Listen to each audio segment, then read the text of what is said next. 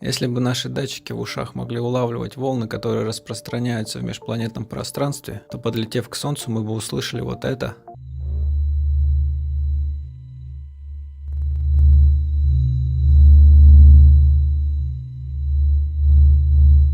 А этот звук записал орбитальный спутник, пролетающий возле Меркурия.